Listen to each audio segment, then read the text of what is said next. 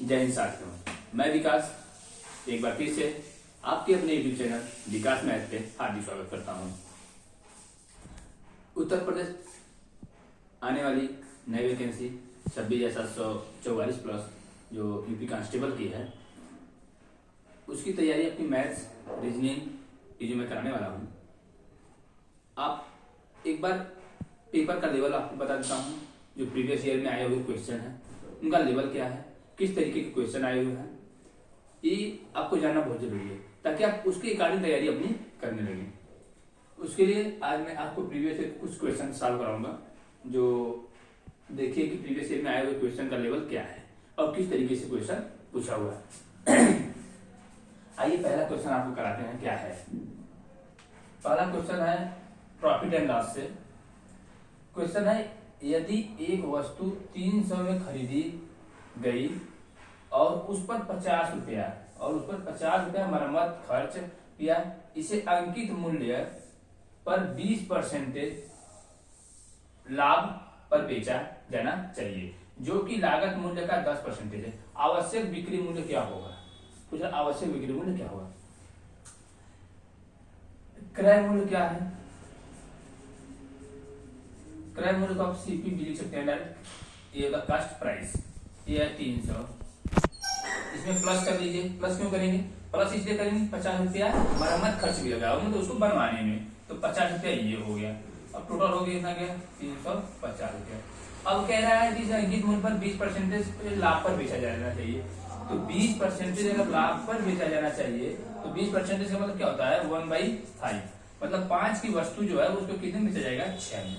5 की वस्तु मैंने कितने बेच दिया? 6 में बेच दिया। ये 5 नहीं है, ये है कितना मेरा? 350 गुना।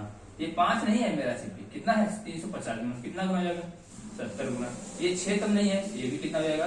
70 गुना, मतलब 420। अब देखिए, अब कह रहा है कि जो कि लागत मूल्य का 10% है। ये जो है लागत मूल्य का 10% है, मतलब 10 का समान 11 नहीं। तो ये 10 का समान कितना हो जाएगा? 420। तो ये हो जाएगा 420। कितना गुना? 42 गुना। ये कितना हो जाएगा? 42 गुना। आ जाएगा 462 रुपया। ये है आपका क्रय मूल्य, आवश्यक बिक्री मूल्य जो है ये आएगा आपका आवश्यक बिक्री मूल्य। ये रहा इसका पहला क्वेश्चन। अगर नहीं समझ में आता है आप कमेंट बॉक्स में बताइएगा, मैं दोबारा आपको बताऊंगा। ये आज दूसरा क्वेश्चन है, जो ये भी है आपका डिस्काउंट से, छूट से। ठीक, कह रहा है क्वेश्चन की लागू होने वाली कुल परसेंटेज छूट क्या है? लागू होने वाली कुल परसेंटेज छूट क्या है? जब 20% और 10% दो लगातार छूट लागू की जाती है तब। अब देखिए इसका शॉर्ट कट मेथड क्या होता है? 20% का मतलब क्या होता है? 20% को आप लिख सकते हैं 1/5। 10% को क्या लिख सकते हैं यहाँ? 1/10। ठीक, अब देखिए मतलब ये क्या हो गया? एक छूट मिल रहा है कितने पे? 5 पे। मतलब 5 की वस्तु कितने में मिलेगी? अब 4 में मिलेगी। और यहाँ पे कितनी मिल रही है? 10 की वस्तु कितने? ये क्या है आपका? छूट है। और ये 10 क्या है आपका? एमपी है, मतलब मार्क्स प्राइस, मतलब विक्रय अंकित मूल्य, सॉरी अंकित मूल्य। ठीक, ये भी क्या है? एमपी है, मार्क्स प्राइस। ठीक, और यहाँ 10 की समान कितने मिलेगी? 9 में मिलेगी। ठीक, अब ये काट दीजिए 2 से और ये काट दीजिए 2 से। ठीक, 5 × 5 = 25 और 9 × 2 = 18। ठीक, अब 25 की समान कितने मिल रही है? 18 है। छूट कितने का मिल रहा है? यहाँ से 7 का मिल रहा है। कितने मिलेगा? 25 पे मिलेगा इंटू 100। 25 चौका 7 चौके 28% आ जाएगा आपका नेट डिस्काउंट या छूट प्रतिशत। अब देखिए ये मेथड हो गया है आपका शॉर्टकट भी। इस तरीके से 2 का दे दे, 3 का दे दे, 4 का दे दे, आप सब सॉल्व कर सकते हैं। क्यों? क्योंकि 20% का आप निकाल दीजिए 1/5। एक क्या है आपका? छूट है, और 5 जो है आपका मार्क्स प्राइस, मतलब अंकित मूल्य है। इसी का 10% का एक छूट जाएगा और 10 मार्क्स प्राइस होगा। फिर यहाँ पर ऐसे कर लीजिए। ठीक, इसका एक और मेथड होता है, फार्मूला जो होता है, अगर इस तरीके से दे रहा है तो a + b + a × b/100। ठीक, और यहाँ 20 और 10 दिया है तो 30 हो जाएगा, माइनस 20 × 10/100। ये कैंसिल, 30 में से 2 गया 28%। ये आपका एक मेथड है। ये मेथड जो है ये शॉर्टकट, ये जो फार्मूला बेस्ड है, ये आपका अगर 3 में देता है, 4 में देता है और यहीं पे देता 20%, 10%, फिर 10%, फिर 20%, तो ये थोड़ा टफ हो जाता है। लेकिन ये मेथड जो है आपका कितना भी लेंदी क्वेश्चन दे आप इसको तुरंत अटेम्प्ट कर सकते हैं, तुरंत सॉल्व कर सकते हैं। तो इसलिए ये मेथड जो है आपका सबसे बेस्ट तरीका है, ये आप सीखिए और इस तरीके से कोई भी टफ क्वेश्चन भी आप सॉल्व कर सकते हैं। ये रहा इसका दूसरा क्वेश्चन। अब बताएंगे आपको तीसरा क्वेश्चन क्या था। ये है आपका अगला question, question number third. Question number third जो है आपका एसआई से है, सिंपल इंटरेस्ट, जो साधारण ब्याज होती है उससे है।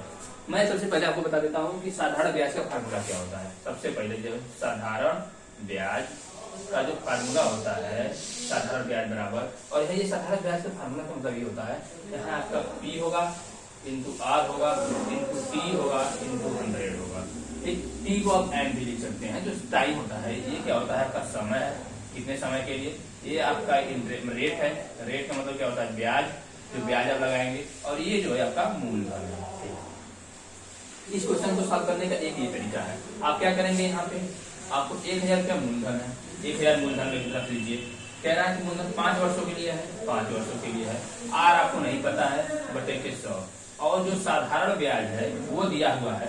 साधारण ब्याज जो है, साधारण ब्याज दिया हुआ है आपको ये 440 रुपया साधारण ब्याज, और इसको बराबर आप कर दीजिए 440 रुपया। ठीक, आप यहाँ कर लीजिए ये और ये काट दीजिए, बचा आपका 1 जीरो ये कट जाएगा।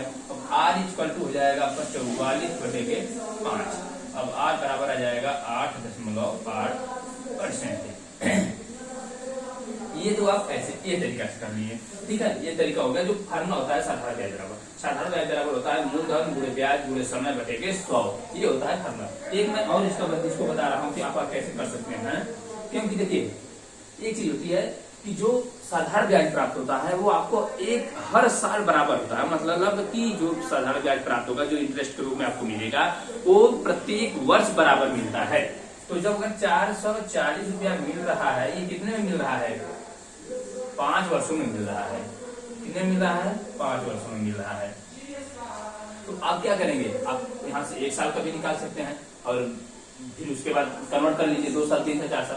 आप यहाँ डायरेक्ट इसको अगर डिवाइड करते हैं तब भी निकल जाएगा। लेकिन ये मेथड जो है आपके लिए सबसे अच्छा तरीका है, जब अगर 60 मिनट का है तो। नहीं तो आप इसको अगर लगाना चाहेंगे तो इसका शॉर्टकट मेथड हो जाएगा। आप 1000 यहाँ जो P दिया है, P ले लीजिए, फिर 5 वर्ष का निकालेंगे तो इससे कोई आपको फायदा नहीं है। आपको यही तरीका सही है और ये तरीका आपका बेस्ट है। ठीक, और अब आइए आपको चौथा नंबर को क्वेश्चन नंबर 4 बताता हूँ क्या है। ये है क्वेश्चन नंबर 4। क्वेश्चन नंबर 4 किससे संबंधित है, ये भी क्या है, CI से है, जो कंपाउंड इंटरेस्ट होता है, चक्रवृद्धि ब्याज। इस क्वेश्चन में क्या कह रहा है कि उस काल अवधि को ज्ञात करें। काल अवधि का मतलब क्या होता है, टाइम को ज्ञात करें। क्या होता है इसका मतलब, समय को ज्ञात करें, जिसने 1000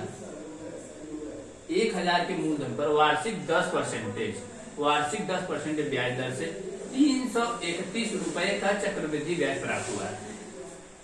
अब देखिए इसका फार्मूला क्या होता है। कह रहा है कि P कितना है आपका, मूलधन इतना है और 331 रुपए का चक्रवृद्धि ब्याज मिल रहा है, जो कंपाउंड इंटरेस्ट मिल रहा है। इसके लिए फार्मूला होता है आपका, टाइम हमें पता नहीं है और रेट में कितना दिया है, 10% दिया है। ये कर दीजिए आप, यहाँ पे आपका करना है P रेशियो और यहाँ कर लीजिए आप A मतलब होता है P plus compound interest. P मतलब क्या होता है, मूलधन और ये होता है ब्याज। ठीक, ये होता है P कितना है आपका, कितना है, ये कितना है आपका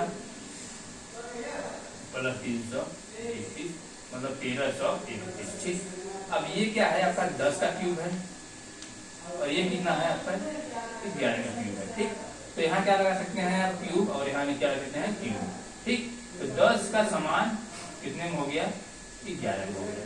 अब यहाँ से ये क्या हो गया आपका P है और ये क्या है आपका E है।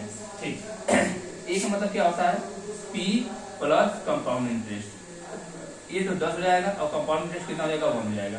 एक कंपाउंड इंटरेस्ट मिल रहा है, कितने में मिल रहा है, 10 पे मिल रहा है इंटू 100। ये काट दीजिए, 10% क्या आ गया आपका, रेट आ गया। ठीक, आपसे पूछा क्या था, टाइम पूछा था, समय क्या होगा। तो समय कितना हो जाएगा, यही तो समय निकला है 3, क्योंकि 3 साल में इतना हो जा रहा है, 1000 का इतना हो जा रहा है। सॉरी, तो ये 1000 रुपए कितना हो जा रहा है, 3 साल में इतना हो जा रहा है। तो टाइम ही आपसे पूछा था, तो समय कितना हो जाएगा आपका 3 इयर्स। समय कितना हो जाएगा आपका 3 इयर्स। ये सबसे अच्छा तरीका है इस CI को सॉल्व करने का। आप तुरंत, कितना टाइम लगा, 10 सेकंड भी नहीं लगा। आपको क्वेश्चन आपके हाथ सामने है और मैं आपको अगला क्वेश्चन कराने वाला हूँ। क्वेश्चन नंबर 5 क्या है, ये है आपका अगला क्वेश्चन, क्वेश्चन नंबर 5। ये क्वेश्चन है साझेदारी से, जो होता है पार्टनरशिप। कह रहा है कि 3 साझेदार A, B और C 4:5:6 के अनुपात में लाभ कमाते हैं। यदि लाभ में C का हिस्सा A की तुलना में 200 रुपए अधिक है तो उनके द्वारा प्राप्त कुल लाभ क्या होगा। आप देखिए, उनके लाभ का अनुपात जो कितना है, 4:5:6। यहाँ A है, यहाँ B है और यहाँ C है। उनके द्वारा प्राप्त लाभ आपसे क्वेश्चन में कह रहा है कि मैं लाभ कमाते हैं। यदि लाभ में C का जो हिस्सा है A की तुलना में 200 रुपए अधिक है, C का जो हिस्सा है A की तुलना में 200 रुपए अधिक है, तो ये A का कितना है, यहाँ 4 है, A का 4 है और C का कितना है, 6 है लाभ।